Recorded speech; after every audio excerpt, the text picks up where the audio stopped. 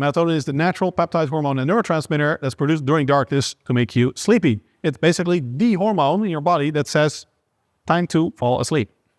And when it's dark in the evening, you get this big burst in melatonin in your body, and that's literally what makes you tired. And unlike many hormones, you can take melatonin, you can supplement it, and it has the exact same effect as if your body produced it naturally. It doesn't affect your natural production, and it doesn't seem to have any side effects, even in super high dosages. So this seems to be one of those cases where we've just determined scientifically what is it in the body that does what we want. Okay, now we can synthesize this in a lab, and we take that and we get the effect that we want. And the problem is solved. So it significantly reduces sleep latency, which is science speak for saying it makes you fall asleep faster. And it has typically a positive effect, even though it's minor, on sleep quality as well. But by and large, melatonin helps you fall asleep, but not stay asleep. So if your problem is that you wake up at night, melatonin is not going to work for that. Because melatonin levels should be high. Maybe it will help you fall back asleep. Melatonin does not prevent you from waking up. So that's usually due to stress or low magnesium levels or light exposure at night.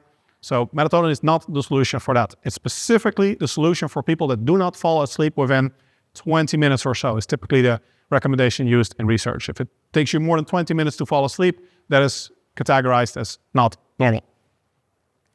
For me, it still often takes more than 20 minutes, but if you take melatonin about 30 to 60 minutes before bedtime, general recommendation is about an hour. I actually find that it hits me within 30 minutes, and sometimes I feel like the effect kind of passes within an hour. So you will take somewhere within this time frame and just see what works for you. You'll fall asleep more easily. How much to take depends a lot on your natural melatonin synthesis. If you already produce enough on your own, you fall asleep within 5 minutes every day. There is no point in taking melatonin. It doesn't do anything positive. Your body produces enough on its own. If you do not produce enough on its own, and even if you normally do, but in this case you want to go to bed earlier than normal, for example, let's say you want to start going to bed earlier, melatonin is great to help you do that. And that's for a lot of people that's difficult, especially if you want to do more than 1 hour per day. Most people find it's easier to do it gradually, to shift your biorhythm, because the general rule of thumb is that you can shift your biorhythm by about 1 hour per day. So it takes 1 day to shift it about 1 hour. And also for jet lag, that's a good rule of thumb. It takes about 1 day to offset 1 hour of difference in time zone. Melatonin helps you do that a lot. And also when you're jet lagged, melatonin helps a lot. Now, in terms of dosage, many people recommend starting very low. And I don't really agree with that. If you just look at the effects on research, you see that 3 to 5 grams or milligrams, importantly, per day, it is most effective. For most people, there are no benefits of going more than 3 milligrams. Some people, especially jet-lagged individuals or people with sleep disorders like me, they go up to 5 milligrams and there's still a benefit. So it really seems to depend on how much does your body already produce on its own.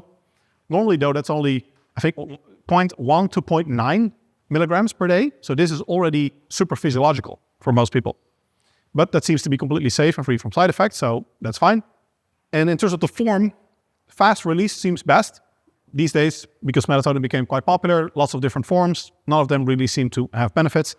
Fast release is best because it mimics the natural biorhythm where you get this peak at the end of the day and then it goes back down. Slow release melatonin makes the melatonin stay in your system for longer, and then you can get melatonin hangover, where if you wake up either later, sometimes it makes people wake up for some reason at night. And sometimes people, when they wake up in the morning, they still have higher melatonin levels than they should, and they feel still somewhat sleepy and groggy. So fast release is actually best. There's no reason to go with the late release. There are a few niche individuals maybe that benefit from slow release, but on average, fast release is how you typically want to start. It's very safe, non-addictive, doesn't interfere with natural production long-term, so it's really great if it helps you sleep better. In terms of benefits, all the benefits that you get are the benefits from sleep, which is everything. There is direct research showing that people that take melatonin for a year, for example, they lose fat. It helps with lean body mass in some research, but not directly, only because it helps you sleep better, which improves everything else in your life. So yeah, I don't have a section on benefits because I think all the benefits are mitigated by improved sleep. But if you would look at the benefits in research, there are tons. I just think they're all mitigated by or mediated by the improved sleep quality. And melatonin itself doesn't do much, although it is a very potent antioxidant, actually. If you appreciate this type of evidence-based fitness content, I'd be honored if you like and subscribe.